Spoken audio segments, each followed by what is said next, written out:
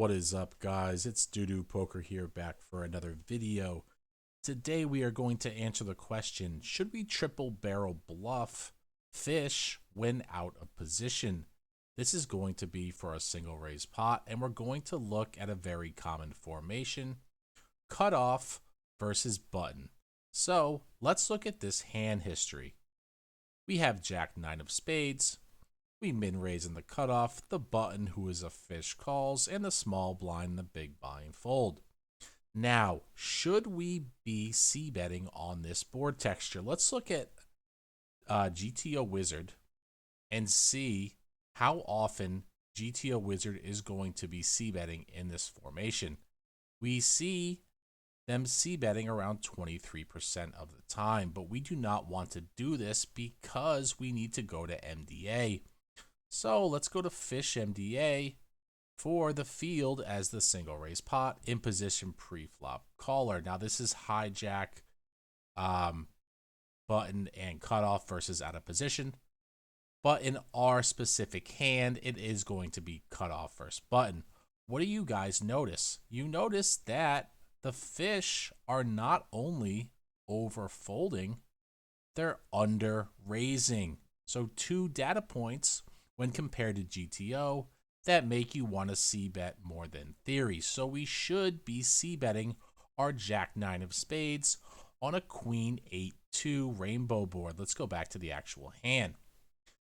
Now we know that we want to c-bet flop, but what happens on the turn? On the turn we miss. Should we be barreling our gut shot on the turn? What do you guys think? Well, we have to go to turn MDA, and we notice something. We notice the field as the single raise pot in position pre-flop caller.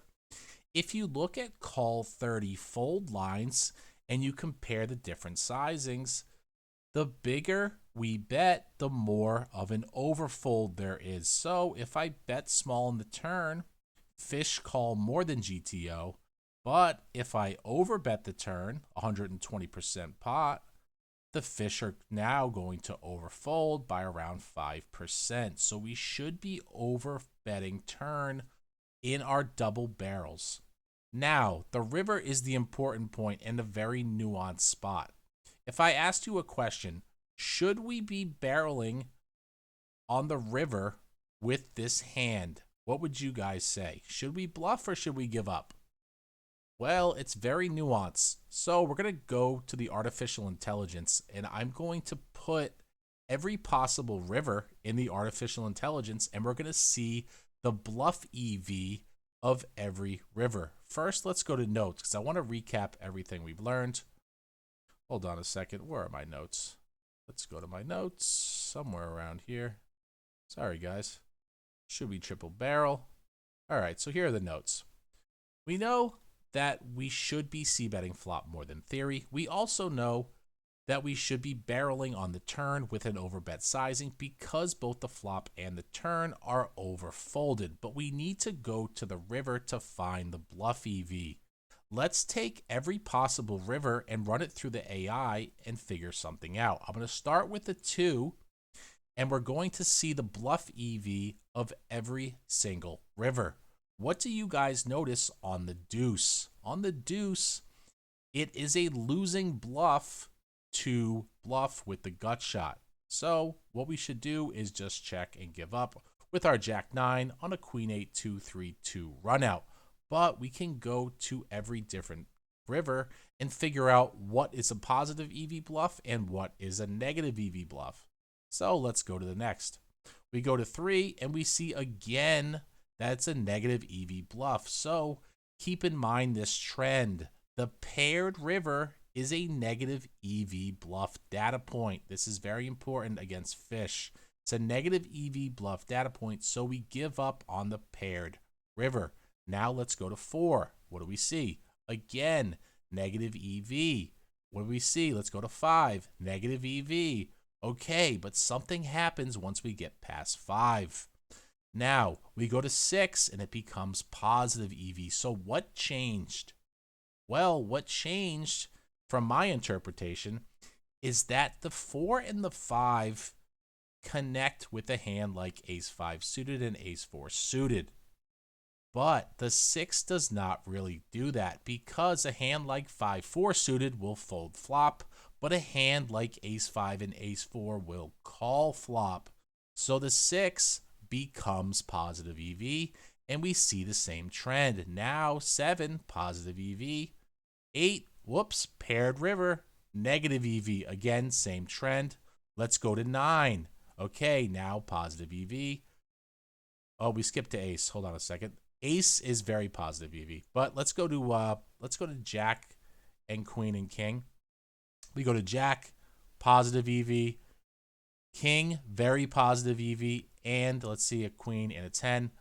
A Queen is negative. Remember, paired river, bad, and 10 is going to be positive EV. So let's do a conclusion of what we learned. I know this was kind of all over the place, but it's very important to understand the nuances of this spot. The nuances of this spot are as the following. You want to be, 1, any river that completes the ace-x hands, like the ace-4 and the ace-5, that is a 4 or 5x river, is going to be negative EV to bluff on. You have to think about pre-flop. Is he going to be floating with a hand like ace-4 suited, ace-5 suited? Yes. So when the 4 or 5 come on the river, let's go back to the original hand history. If a 4 or 5 come, I do not want to bluff. I also don't want to bluff a deuce or a 3 because those are paired. Those are all bad data points. Now, when the 6 comes, it now starts to become positive EV to bluff. The 6, the 7, not the 8 because that's paired. The 9, the 10, the Jack, not the Queen because, again, that's paired. And then the King and the Ace are the best. Let's go back to notes. So we see that river cards that are above the 3rd pair on the board are winning bluffs. So oops, this is not correct. Any 6x, 7x will be positive EV.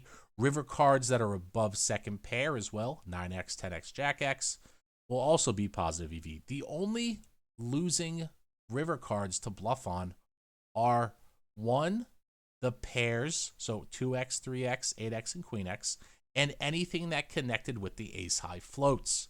Everything goes back to pre-flop. We have to understand that if the river pairs, that strengthens all his other pairs, and he will call you more than theory. Now, the 2 highest EV river cards to bluff are the King and the Ace, but the King is better than the Ace because he will float with ace-4 and ace-5 sometimes. So, what we have to understand is this. When we're determining if we should bluff the river card is the most important data point. We know, let's go back to the AI. We know on the Queen, let's look at the EV. We know on the Queen, you have an almost -4 BB bluff. This would be a very bad bluff to bluff Jack 9 on a Queen 8 Deuce 3 Queen runout. Conversely, if I go to the highest EV and I go to a King, well, we see now it's a 4.7 BB positive EV. So we want river overcards to bluff and also cards that are above 2nd and 3rd pair. So like a Jack, a 10, a 9, a 7, a 6. Any pairs are going to be negative EV, and any overcards will always be positive EV. So I know that was kind of a lot to take in, guys, but it's important to understand this. Should we be triple barrel bluffing fish when out of position?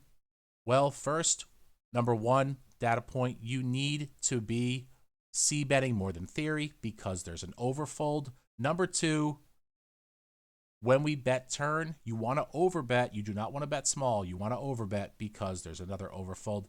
And 3, if we use the bet 30, bet 120 sizing structure and you're on the river, we know good data points are river overcards and overcards to 2nd and 3rd pair, and bad data points are paired rivers and rivers that connect with ace-high floats. If you enjoy this type of content, please give me a like, please give me a subscribe. New video every single day, 9 a.m. Eastern Standard Time, and I will see you guys in the next video. Take care.